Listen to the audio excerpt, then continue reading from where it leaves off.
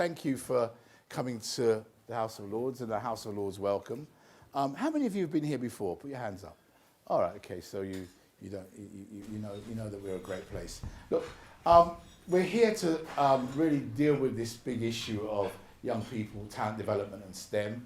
And Richard here on my right is a key player here in terms of One Hive, and we're going to have a fireside discussion. And then I'm going to leave you now to Greg, who's going to give us a bit of an intro. Yeah. Oh, you really were going to do it this way. So thanks everybody for coming. The conversation this morning is about R&D, design, innovation, intellectual property, and what will happen in the next generation for STEM in the UK and globally in the next 10 to 20 years, which will be a really big change given that everything that's happening with the technological advancements that are taking place. Lord Sewell has been running Generating Genius for years, so what he's doing 100% works, and it works in any country, anywhere in the world, and that's really what we're going to start to discuss, and Rush is going to take it from there. Fantastic. So, myself, quick intros, Rashad, CEO of One Hive. For us, it's about what can we do to accelerate and bridge that gap between industry and education, where education is designed to be there to educate, and industry is designed to innovate and grow. And what is that bridge, and how do we bridge that gap? The issue. What do you think in terms of this thing around talent development are the key problems you think we're facing at the moment? Engagement. I think it's engagement. So if we spin it the other way, young people today are addicted to gaming, YouTube, TikTok. Those are things that grip them. So I don't think we're doing the same level of service to the innovative things that we've got coming on, which then actually get kids captivated and hooked. I want to be an engineer. I want to go in. So there's a drive and a motivation, but that's got to come early on. How do we spread the love? And I think that's where I suppose actually things like programs great, but Professor Polletta that you've been running in using some of the landmarks that we've got, making a spectacle, bringing people to a thing, getting people to connect, then actually provides the platform to inspire those kids. So maybe something like the stuff you do at the Royal Society and programs at Harvard. And so the basic reality check, and this is something that's just happened for as long as I can personally remember, is that you have to have a cross-disciplinary capability of design, engineering, and business. And with those three vocabularies, you can do whatever you need to do. Now, every country does it differently, and it doesn't really matter what country you're from. Those are the three components that allow people to be able to do relatively extraordinary things. And it comes from when you are a kid. So programs like Generating Genius is a program that I basically went through something similar when I was a kid. Now, had I not gone through that program, had I not had the ability to talk to whoever I wanted, make the phone calls that I needed to, do the things that would allow me to get into industry, meaning call a company at will and have a series of people inside the school at an age of 13 to be able to help me to do that, I would have never been able to get the vocabulary. I did not pop out like this, right? It did not, I just didn't, it didn't happen like this, okay? And it only is possible because of these specific capabilities that come from programs like what Lord Sewell is doing, and it is in every country. So design mentality, design frameworks, design vocabulary, design thinking, engineering, hardcore science, math, chemistry, physics, the ability to build and create things that actually physically work and have a functional capability. Able to then translate it into finance to be able to talk with people who are looking to have ROI. ROI, engineering, and design do not speak the same languages. They do not have the same mentalities. They do not have the same lifestyles. They are not particularly related at all. If you're able to put all of those together for the programs that, let's say, I run at Harvard and MIT, where I take research scientists and teach them these things, you only get to be at that level had you gone through and had this, regardless of where you come from, how old you are, what nationality you're from, how much money you have, or anything else. They are cross-functional skills and capabilities. Yeah. I mean, just to pick up on that, I mean, I'm sure that you did turn out quite well actually in the end, so that's good. But I mean, I think the term was popped. but let's keep that analogy going. You are the midwives of the next generation. let's keep going with that analogy. That's right. And this midwifery that we want to bring you into now, is and that's what we call ourselves Generating Genius, because in a way, the stuff doesn't just, I mean, this stuff doesn't, as it say, pop out like that, as it were. It takes some work. Now, and I would argue, let's just flip that a little bit with, say, for example, intellectual property. Now, intellectual property is quite interesting. Yeah. That's all about science. Yet people don't know you really need a science degree to do that. So, hey, all the people who end up in intellectual property, private school kids, certain background, they know the stuff how to get there. Yeah. So in fact, what happens is you start with us at 13, and you end up at 25. So it's not just midwifery. You're actually there when they're adolescents, all the way through. And the other thing too is like this stuff takes time. I think this stuff takes time. Okay. So. Yeah. And again, every country is different. But what I know for a fact is none of the geography matters, none of the nationality matters, none of the financial matters, none of that matters. You can take it all away and you can just look at the person, and you realize very quickly that the skills that you are given by programs like this are things that will stick with you, and if they do stick with you, you can do things that you would not have normally imagined. And so the general, let's say, idea would be you have to be in a position where, regardless of where you come from or who you are, you can do anything. You have the attitude that you can do anything, and if you can't do anything, you're going to figure out how to do what you don't know how to do, and then you're going to go and do it. Yeah. And if you want to like put that over the general attitude of genius, good enough. Because genius has a million different reasons for existence. It has a million different definitions, and it doesn't really matter because it only means you do. And so the easiest like thing that I say is the MacGyver mentality or the Da Vinci discipline. If you have a MacGyver mentality and a Da Vinci discipline, and you get that from wherever you get that from, you can do anything that you need to do. And a perfect example, and I made sure to make her come today, is Dr. Lisa Smith, Harvard, Cambridge, MIT, Oxford, blah, blah, blah, blah, blah, who runs... blah, blah, blah. Because, I mean, it's like, again, she would be, technically speaking, for all intents and purposes, the genius that you would aspire to put your kid in front of to say, you can do anything you want to do, right? And she's raising $250 million to be able to have the incubator that she needs for the government of Britain in the Midlands, where in the Midlands you need this. Now, ask her how difficult it is to raise $250 million for something like this in the Midlands. Impossible. Will she do it? Of course she'll do it, because she has all of the skills which she learned in programs like this, which she applied to the rest of her life where nothing bothers her ever, and she will get it done. And that getting it done thing is the thing that comes from programs like Generating Genius. To get it done though, here's the challenge. It's great. The narrative, MacGyver, Da Vinci, fantastic. But what about that individual kid who doesn't see the pathway? That's what the programs are for. What do you think we can do to try and scale this? What are the routes that you're looking at? All right, well, and I think that's where this move to scale is the key in all of this. And let me be very political here. I dare not be. I dare not be as I shouldn't be really political. But look, some of the things that was going on in America at the moment is similar to what's going on here.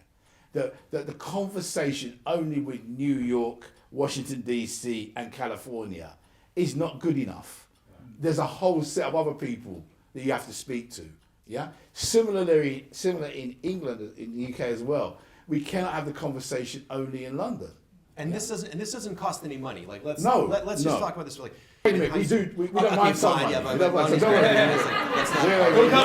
last But the reality is, right, is that the program that I went through, it was just that one person in my high school said, I will be the torch holder for this program. And if this were in every country, everywhere in the world, and if it were in every school, everywhere in the world, there would be, let's say, a path, a doorway, a room where if you had an idea that you wanted to go and play around with, you'd go and do it, and the school would support you. It's a generational learning mentality. Okay, if a generational learning mentality can be embedded into people, if a government program exists to do that, great. If there's a push to be able to do that, great. If there's a focus to be able to do that, great. Things will happen. If it isn't, it won't. True. So we're going to switch it up.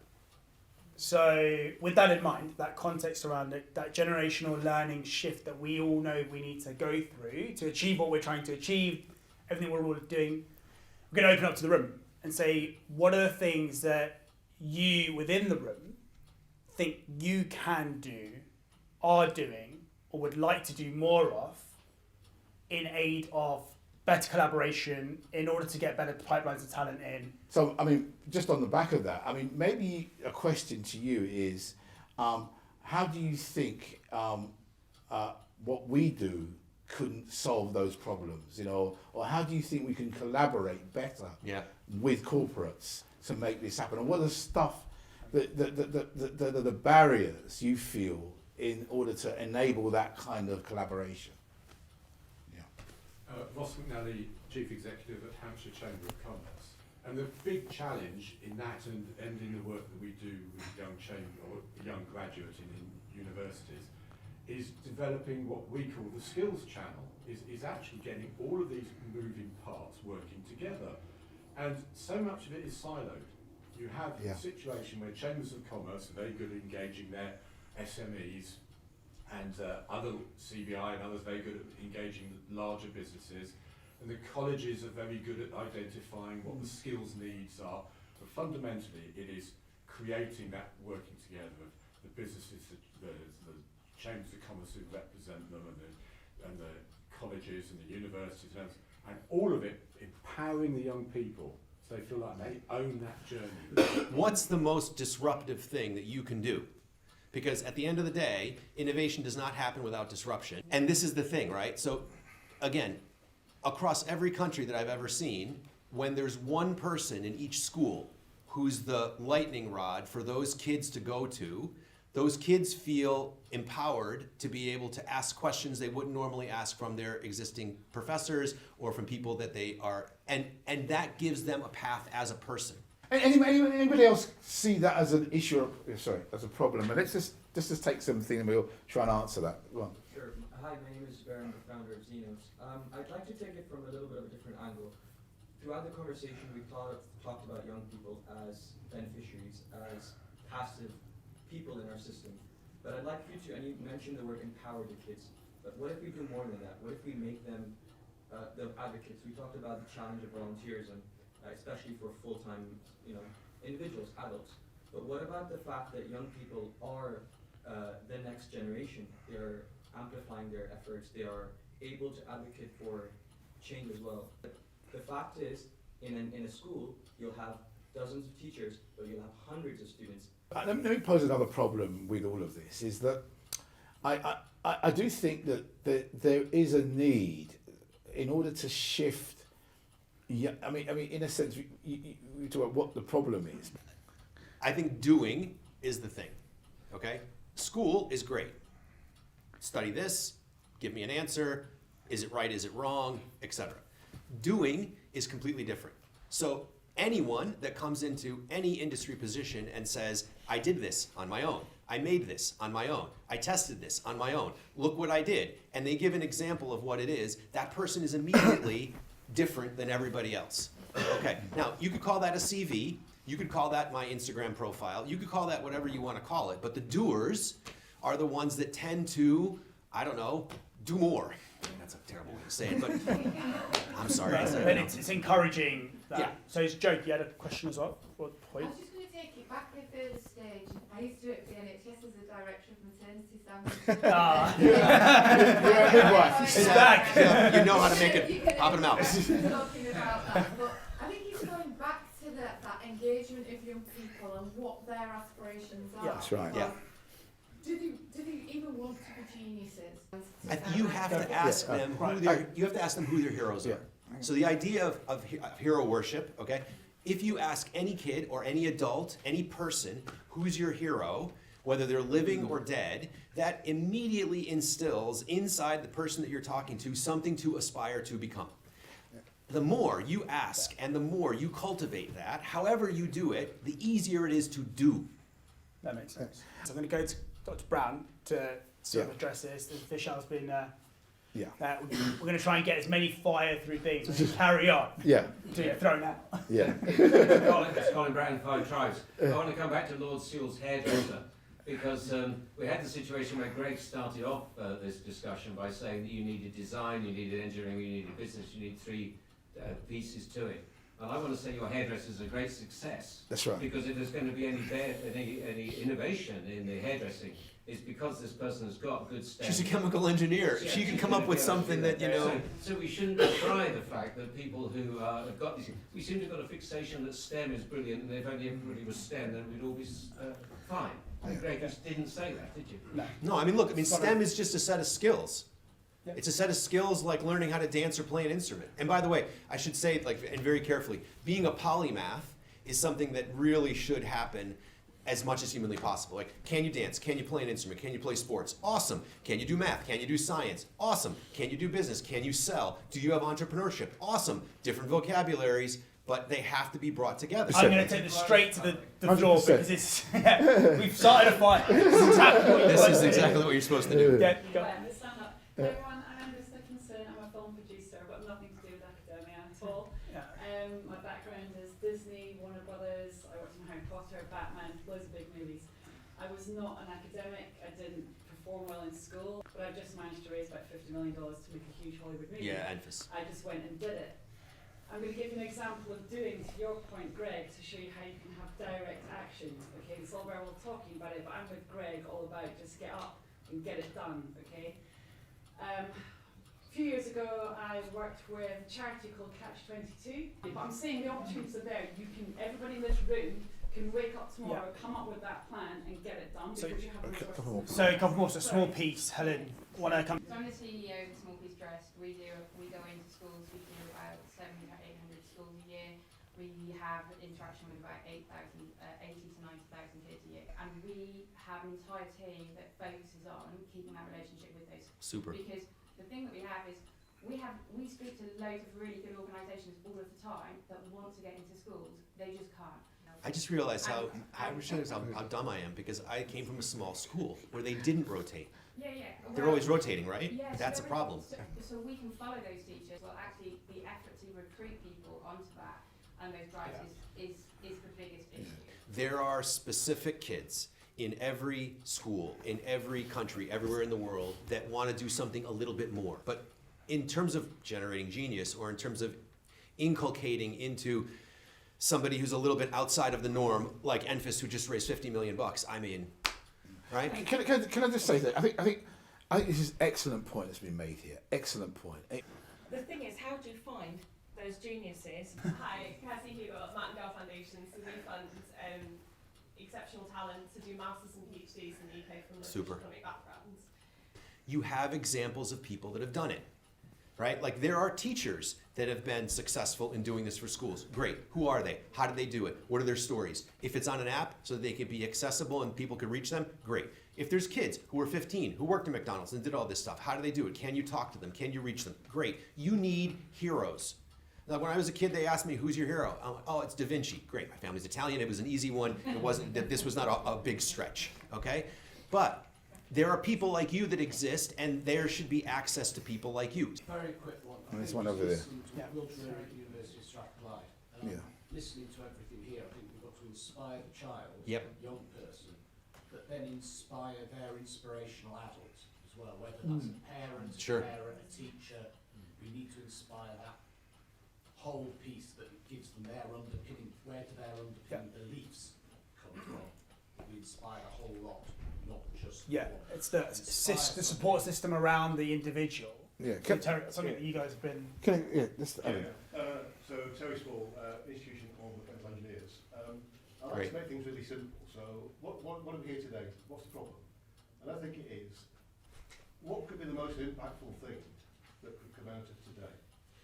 And I think the most impactful thing that we do today is to persuade the government to make some really headline changes that would really incentivise kids to want to become scientists and technologists and engineers. Well, can I take that up as a challenge to you then? I mean, without any doubt, it would be great if you wrote to me directly and said, look, this is what I do, and this is exactly what you're saying, the can do bit of it, and then what we can do is raise that in as we go and maybe pick up some amendments, because looking at what you do, we can at least change that bill in terms of that's more a strategic direction. I'm Shamila from the Royal Society, which is the UK Academy of Sciences. Yeah. And just as a follow-up, what we would hope for is, you said at the start of attitude from a very young age, from a primary age. You know, children, students having an opportunity to do some more original hands-on investigations. Yeah. And the Society just published with Engineering UK something called the Science Education Tracker, which surveyed tens of thousands of young people about their attitudes towards STEM. And the one thing that came across is that young people want more opportunities to do hands-on practical Doing. work. Fantastic. So that was fire, as much as was designed.